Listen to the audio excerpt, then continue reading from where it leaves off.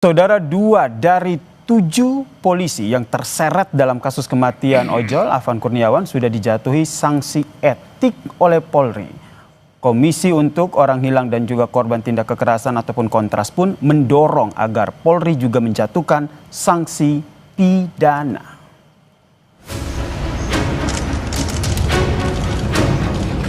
Mutasi bersifat demosi selama 7 tahun. Bayangkara Brimob, Bayangkara Polri hanya menjalankan tugas perintah pimpinan, bukan kemauan diri sendiri. Bribka Rohmat, sopir kendaraan taktis atau rantis yang menabrak pengemudi ojol Afan Kurniawan hingga tewas, dijatuhi sanksi demosi atau penurunan jabatan 7 tahun. Majelis Sidang Etik Polri menyatakan Bribka Rohmat melakukan pelanggaran dalam kasus tewasnya pengemudi ojol Afan Kurniawan. Keputusan ini lebih ringan dari keputusan Majelis Sidang Etik Polri yang menjatuhkan sanksi pemecatan terhadap Kompol Kosmas Kajukai. Kompol Kosmas terbukti bertindak tidak profesional dalam penanganan aksi unjuk rasa pada 28 Agustus lalu hingga mengakibatkan korban jiwa. Putusan ini mendapat penolakan Ikatan Keluarga Ngada atau IKADA Kupang, Nusa Tenggara Timur. Mereka mendatangi Mapolda NTT dan membawa pernyataan sikap penolakan putusan PTDH atas Kompol Kosmas Kajugai. Menolak dengan keras putusan pemberhentian tidak dengan hormat kepada Kompol Kosmas Kajugai. 2. Menolak dengan keras mekanisme persidangan etik yang terkesan terlalu cepat dan mempertanyakan kualitas pembuktiannya. Di satu sisi lainnya, Komisi untuk Orang Hilang dan Korban Tindak Kekerasan atau Kontras mendorong agar 7 anggota Brimob tak hanya dijatuhi sanksi etik, tetapi mendorong dibawa ke proses pidana sebagai langkah Polri untuk memberikan efek jera pada anggotanya. Dengan kemudian ada itikat dari kepolisian untuk dapat memberikan efek deteren atau efek jera gitu ya, tidak hanya kemudian hanya di level yang sifatnya etik, tapi juga bisa mendorong menjadi upaya-upaya atau tindakan-tindakan yang mengarah pada pemeriksaan di level pidana. Nah, itu juga bisa menjadi satu sinyalemen bahwa ada itikat dari kepolisian untuk berbenah. Total ada 7 polisi yang terseret dalam kasus kematian ojol Afan Kurniawan. Terhadap mereka dibagi menjadi 2 kategori pelanggaran. Kompol Kosmas dan Bribka Rohmat masuk dalam kategori berat, sementara 5 polisi lainnya masuk dalam kategori sedang dan menunggu jadwal sidang etik selanjutnya. Tim Liputan, Kompas TV.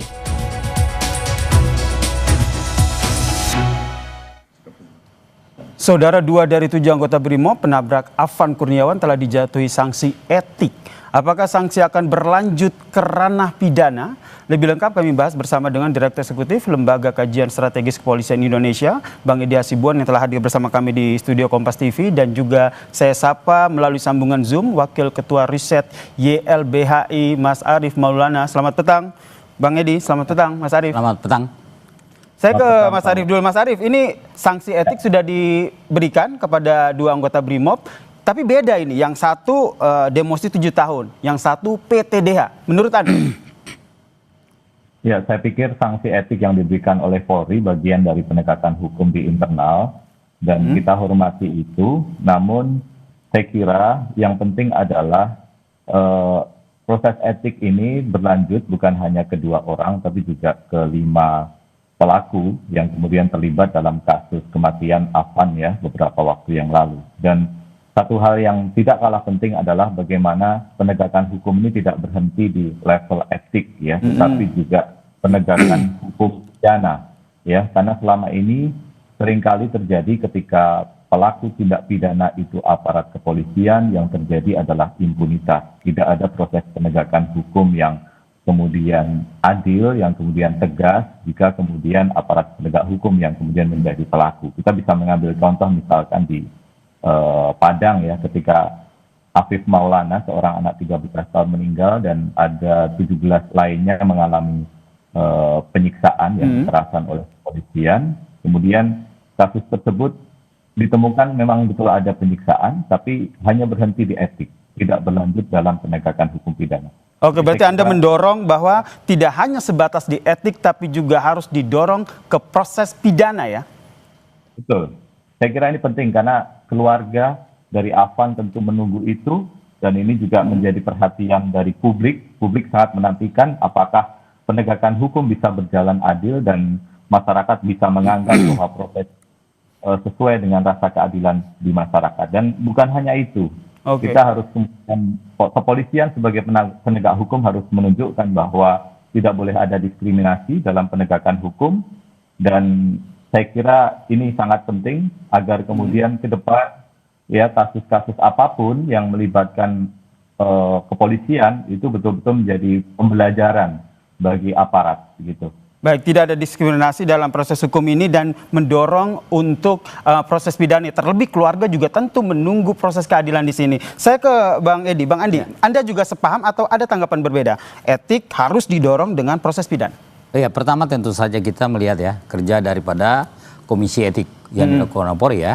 Saya lihat cukup maksimal dan juga sudah memberikan rasa keadilan. Walaupun saya tahu sendiri ini memberikan putusan PTDH kepada Kompol Kosmas itu sangat berat menurut saya. Kenapa? Apalagi saya tahu betul ya, dan saya kenal dengan Kompol Kosmas ya? Kosmas itu ya. Saya kenal betul karena memang dia adalah seorang polisi yang sangat bagus sebetulnya.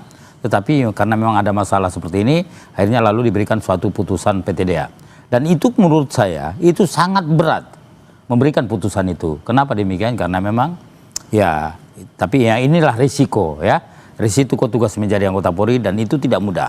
Dan kalau kita melihat alasan daripada kemarin Komisi Etik memberikan putusan PTDH adalah karena dia tidak profesional dalam menjalankan tugas pengamanan, dan kemudian ada menyebabkan ya ketidakprofesionalan lalu menyebabkan adanya kematian terhadap Afan Kurniawan.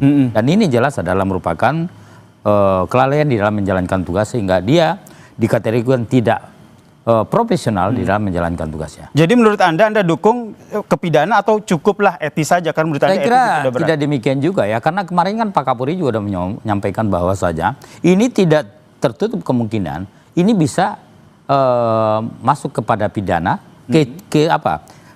Kalau misalnya ditemukan ada bukti-bukti ada pelanggaran hukum, dan sampai sekarang kan masih di dalam ya. Dan bukti pelanggaran hukum jelas-jelas ada video yang menabrak. Menurut Anda itu kurang bukti bahwa ada pelanggaran hukum di sini, Bang Edi? Itu nanti akan apa? Sampai saat ini kan masih terus didalami. Saya kira dalam beberapa hari ke depan saya kira akan ada putusan itu untuk, dan sekarang masih dalam proses penyelidikan ya. Oke, dalam dan proses kita tunggu penyelidikan. nanti hasilnya. Saya yakin akan diumumkan ya. Yakin akan diumumkan, tapi setuju tapi nanti menunggu bukti-bukti dari ketika polisi memang begitu masalahnya saat ini adalah dalam proses pengumpulan apa ya fakta ya, bukti-bukti di lapangan. Kemudian itulah nanti akan dijeratkan kepada pidana atau tidak. Pidana. Kalau Mas Arief melihat demikian, polisi masih berkutat mengumpulkan bukti-bukti atau menurut Anda bukti sudah terpampang nyata ada tindakan pidana yang dilakukan?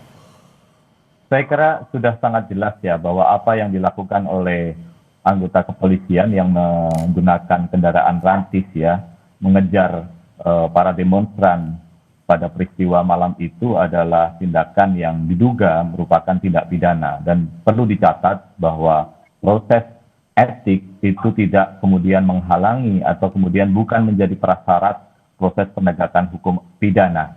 Nah, ini yang harus kemudian ditegaskan. Tidak boleh kemudian proses etik kemudian dianggap sudah cukup dalam penyelesaian kasus Afan. Justru ini menunjukkan bahwa ada persoalan di tubuh kepolisian kalau sampai kemudian kasus ini hanya berhenti di wilayah etik.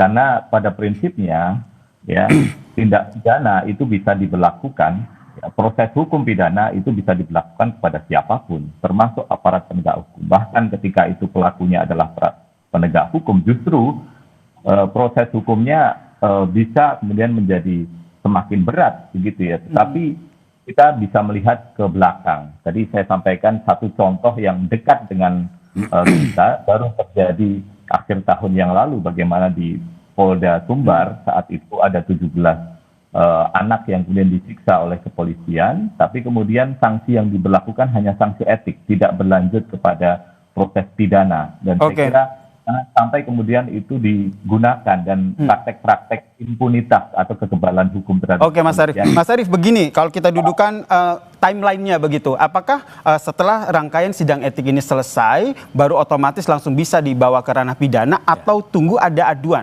terutama dari keluarga korban?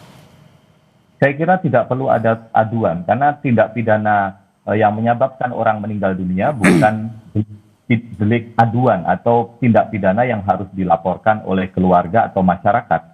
Kepolisian sesuai dengan kewenangannya memiliki tanggung jawab untuk memproses hukum pidana kalau memang ada tindak pidana semacam kasus kematian Afan ini.